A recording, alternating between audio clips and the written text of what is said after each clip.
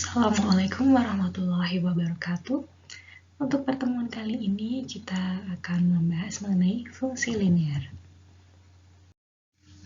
Baik, kita awali dengan definisi. Jadi, fungsi adalah suatu bentuk hubungan matematis yang menyatakan hubungan ketergantungan atau hubungan fungsional antara satu variabel dengan variabel yang lain.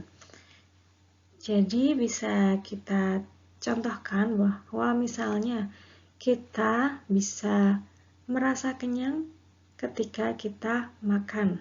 Di sini ada hubungan ketergantungan. Jadi ketika kita tidak makan, maka kita tidak mengalami kenyang. Ada ketergantungan di sini. Kita tidak bisa mengalami kenyang ketika kita tidak makan. Nah, fungsi di sini di matematika nanti hubungan tersebut kita akan tuliskan dengan lambang atau angka, jadi akan menjadi hubungan matematis.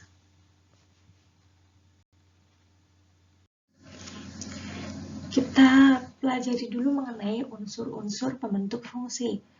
Tadi ada istilah variabel. Variabel ini adalah unsur pembentuk fungsi yang mencerminkan atau mewakili faktor tertentu, dilambangkan dengan huruf Latin.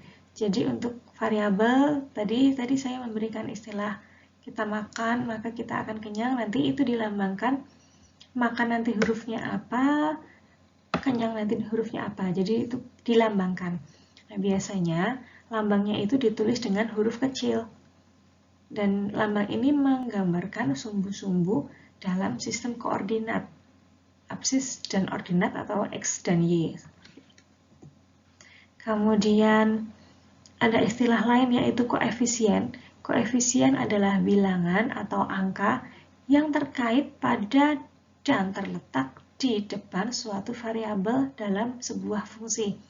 Tadi variabel dilambangkan dengan huruf, misalnya hurufnya A atau B atau X atau Y. Misalnya X ya, yang sering kalian gunakan waktu sekolah sepertinya X. Jadi misalnya lambangnya X, maka kalau ada koefisien itu artinya angka di depan X. Misalnya 2X, 5X, 10X. Nah, itu adalah koefisien. Angka 10 itu adalah X, angka 5 itu adalah angka 10 itu adalah koefisien. Angka 5 itu adalah koefisien. Yang letaknya tepat di sebelum huruf variabel tadi, sebelum lambang variabel tadi. Oke, untuk koefisien seperti itu, dan ada juga istilah konstanta.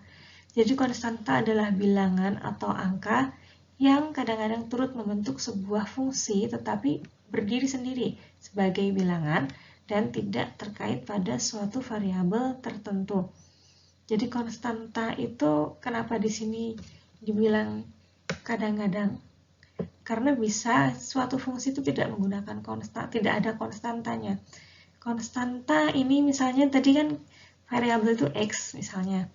Kemudian koefisien itu tadi angka di depan X, berarti misalnya 2X. Nah, konstanta itu bilangan atau angka yang berdiri sendiri, artinya dia tidak, di belakangnya tidak ada variabelnya, tidak ada X-nya. Jadi misalnya tadi ada 2X, nah konstanta itu 2, misalnya ada 3, misalnya 3 plus 2X. Ada 3 plus 2X. Misalnya.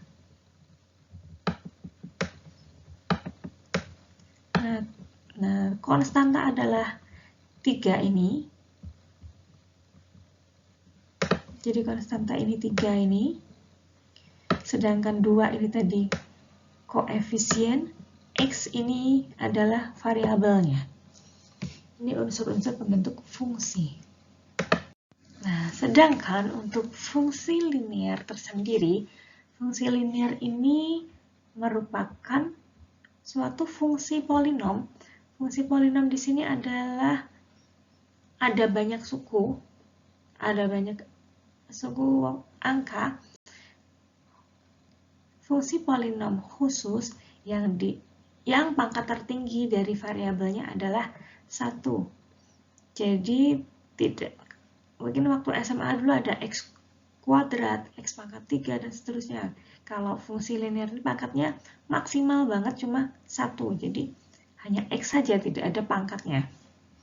Kalau tergambarnya berarti tidak ada pangkatnya, karena pangkatnya cuma 1.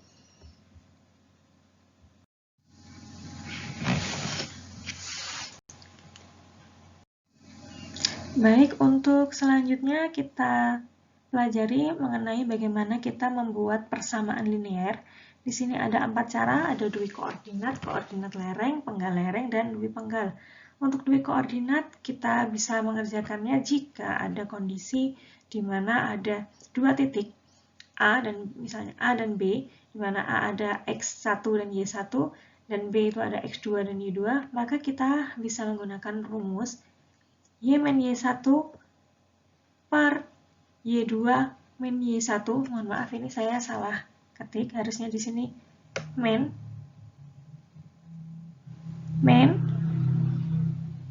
Y min Y1, Y2 min Y1 sama dengan X min X1 per X2. Di sini juga bukan plus ya, harusnya X2 min X1. Oke, di sini contoh soalnya bisa kita lihat di sini.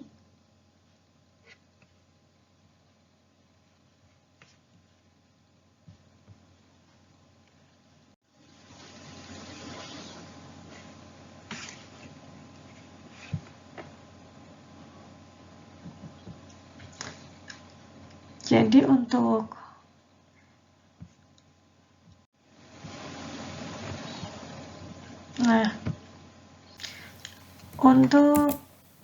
soal ini kita menggunakan rumus Y min Y1 per Y2 min Y1, X min X1 per X2 min X1. Di sini misalnya ada kondisi di mana A adalah 2,3 dan B ada 6,5. Maka di sini kita bisa menggunakan rumus dui koordinat. Ini saya ganti ya, maaf. Saya ganti harusnya minus. Di sini juga harusnya minus untuk yang X2 min X1. Nah, Y min Y1 langsung kita masukkan Y min Y1. Y1-nya adalah angka yang di belakang, berarti 3. Jadi angka yang di belakang pasti Y, yang depan itu X. Berarti Y2-nya adalah yang 5, kemudian Y1-nya tadi 3. 5 kurang 3. Sama dengan X min X1 itu adalah 2. X1 adalah 2 per X2, 6. Dan X1, 2. Berarti 6 kurang 2. Maka kita bisa selesaikan soal ini. Y min 3 per 5 kurangi 2, 3 adalah 2, sama dengan X min 2 dibagi 6 kurang 2 adalah 4. Maka bisa kita masukkan atau kita bisa kalikan. Jadi ini pernya ini 4-nya bisa kita gunakan ke sini. Jadi nanti angkanya akan menjadi 4Y min 12 sama dengan, di sini 2-nya untuk mengkalikan di sini, di belakang, 2-nya untuk mengkalikan yang X, maka nanti 2X min 2 dikali 2, 4. Nah, nanti ketemu 4Y min 12 sama dengan 2X min 4. 4Y sama dengan 2X plus 8. Kita selesaikan angkanya, di sini dipindah ke sini. Min 12 pindah ruas menjadi plus 12. Maka di sini 8. 4Y sama dengan 2X plus 8. Lalu kita jadikan Y sama dengan dari awal tadi untuk fungsi itu adalah Y sama dengan A plus BX, maka kita jadikan seperti itu. Y sama dengan 4-nya pindah ke belakang. Artinya nanti 2X dibagi 4 dan 8 dibagi 4. 8 dibagi 4 itu ketemu 2, sedangkan untuk yang X itu 2 dibagi 4 itu adalah setengah atau 0,5. Kita tulis Y sama dengan A plus BX, maka nanti Y sama dengan 2 plus 0,5X. Bagaimana kalau nulisnya Y sama dengan 0,5X plus 2? Ya sebenarnya nggak masalah juga, hanya saja untuk kita mudah memahami dengan gambaran Y sama dengan A plus BX, maka kita jadikan Y sama dengan 2 plus 0,5X. Seperti ini.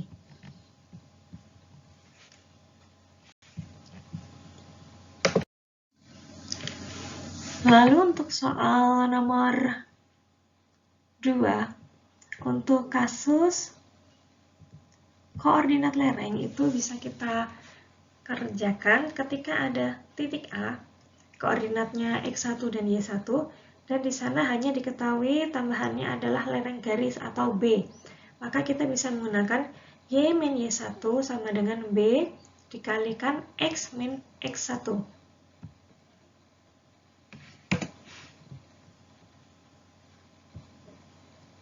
Oke, kita bisa lihat dengan contoh soal ini.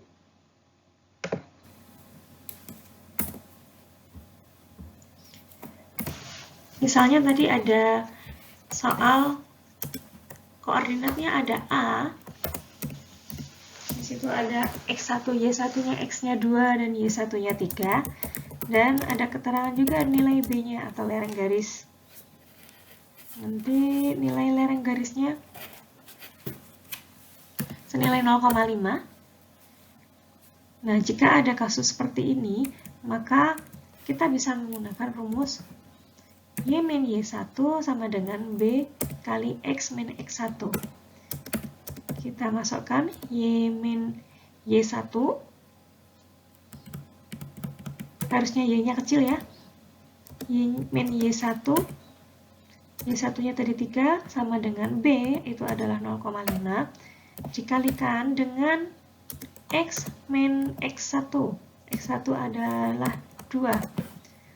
Maka nanti kita bisa menemukan Y min 3 sama dengan 0,5X dikurangi dengan 0,5 kali 2 adalah 1.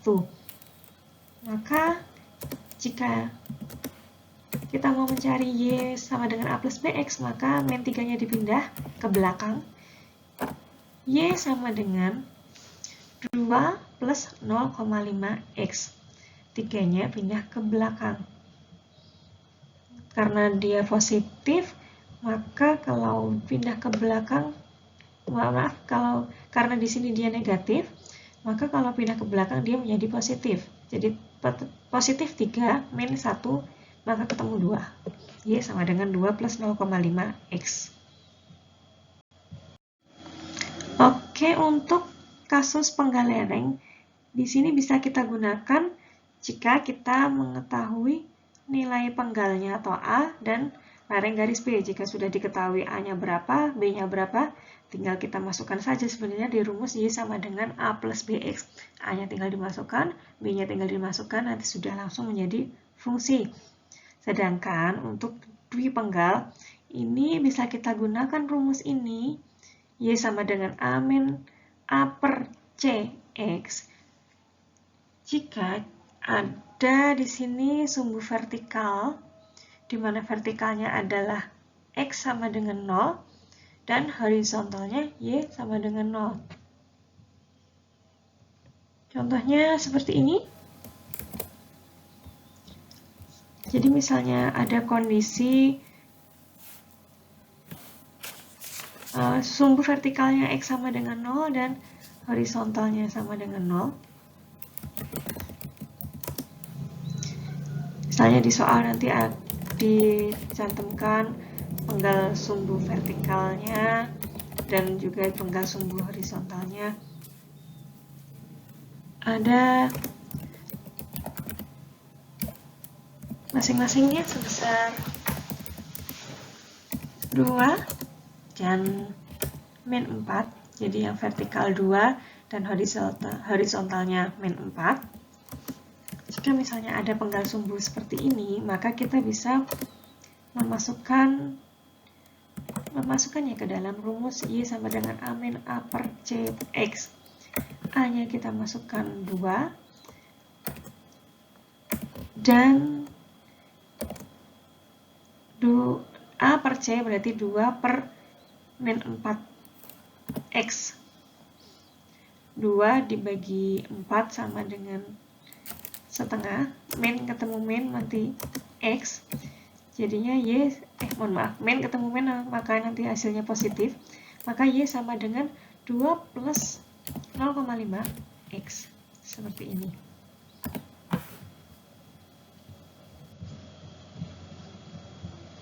Kemudian terkait mengenai hubungan dua garis lurus.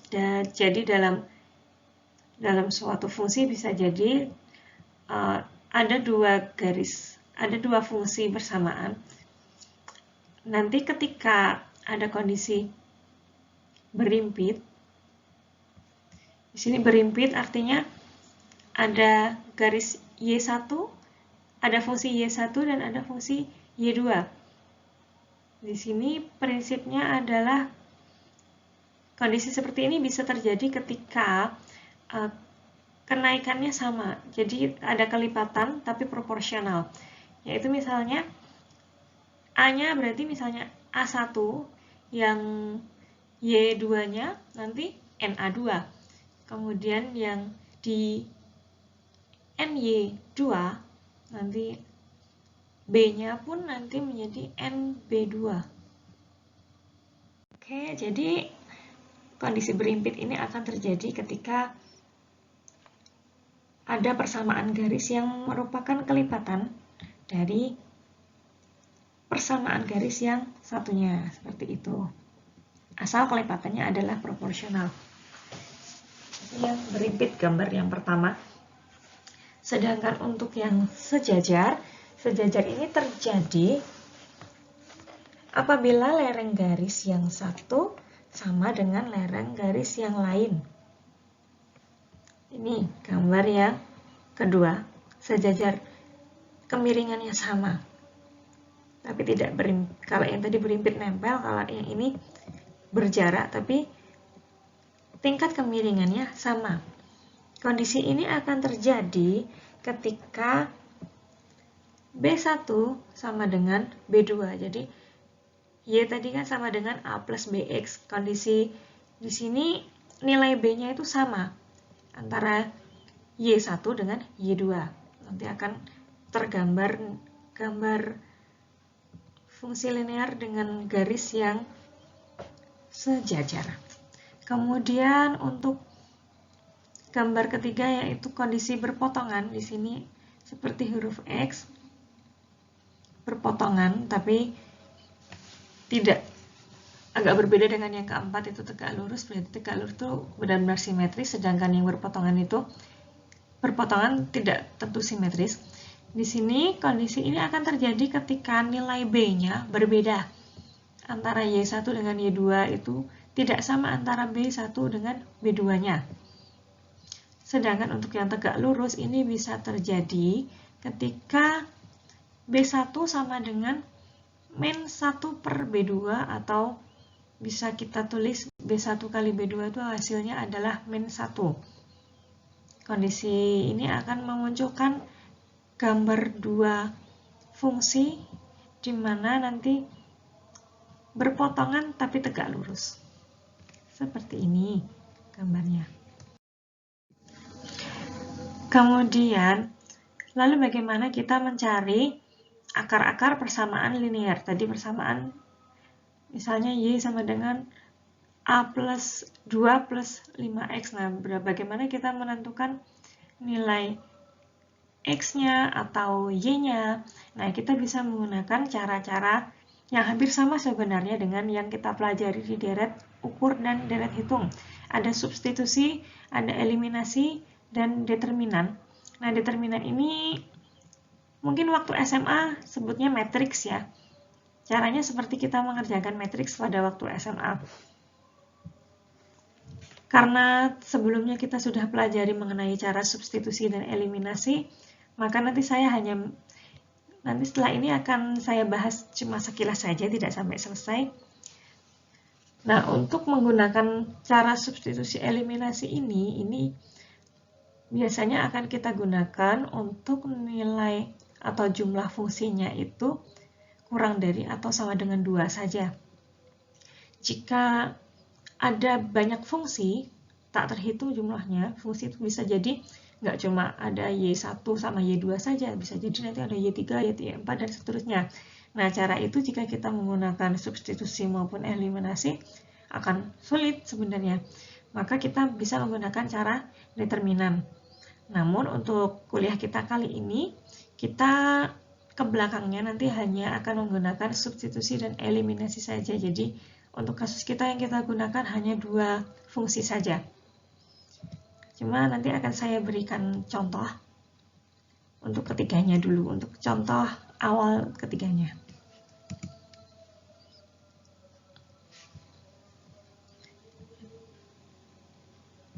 Oke, jadi yang pertama eliminasi. Untuk eliminasi ini sama seperti saat kita, bukan eliminasi tapi substitusi. Untuk substitusi maupun eliminasi itu sama nanti dengan pada saat kita belajar di deret hitung maupun ukur. Misalnya ada 2 fungsi, 2x plus 3y sama dengan 21 dan x plus 4y sama dengan 23. Nanti kita bisa mengerjakan dengan substitusi, artinya kita masukkan salah satu fungsi ke fungsi yang lain. Coba nanti kita masukkan untuk fungsi yang kedua, yaitu x plus 4y sama dengan 23. Kita coba jadikan x sama dengan, agar nanti kita masukkan ke fungsi pertama. Maka nanti x sama dengan 4y kita pindah ke belakang. Jadi 23 min 4y. Awalnya plus, berarti kalau pindah tempat menjadi min 4y. Lalu kita masukkan ke dalam fungsi yang pertama, 2x plus 3y sama dengan 21.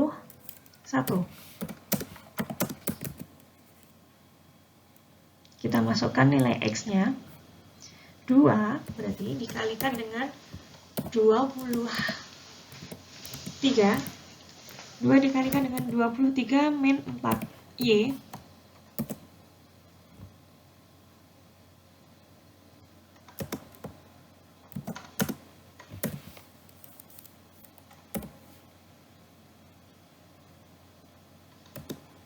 Mohon maaf, ini saya salah menulis, ini kurang huruf y-nya. 23 min 4y.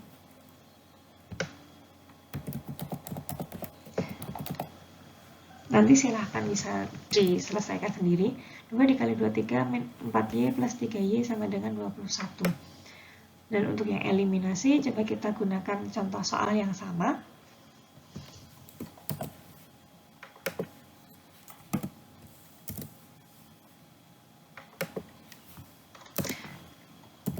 X plus 3y sama dengan 21 dan x plus 4y sama dengan 23. Untuk mengeliminasi, kita jadikan salah satu variabel itu nilainya sama.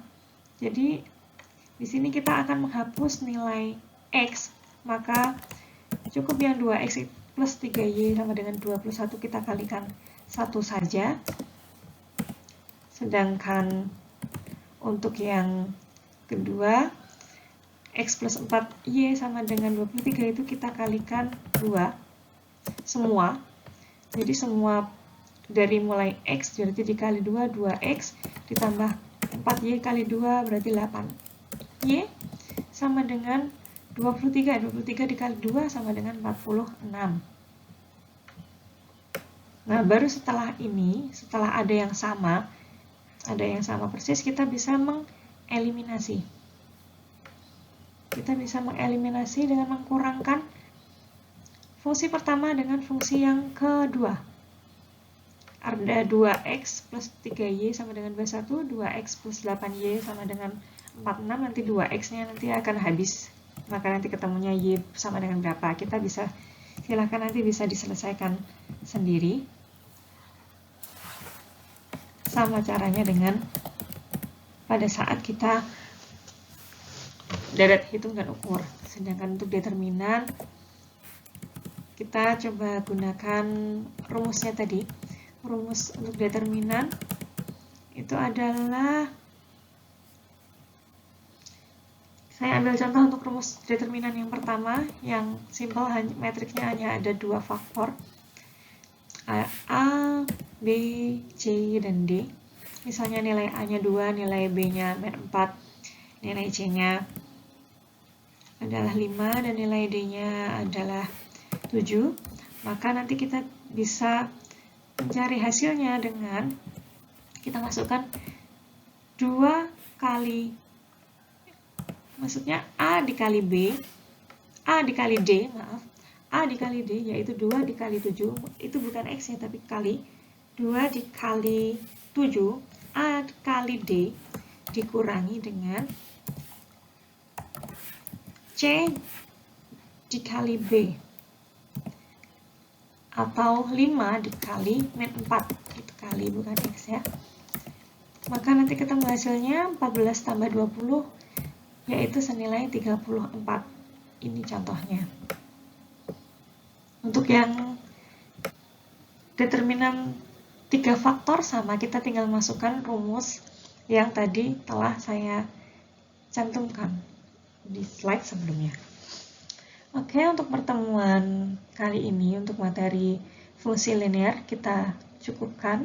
Terima kasih atas perhatiannya. Jika ingin mempelajari lebih dalam, kalian bisa mempelajari buku dari Dumairi, Matematika Terapan untuk Bisnis dan Ekonomi.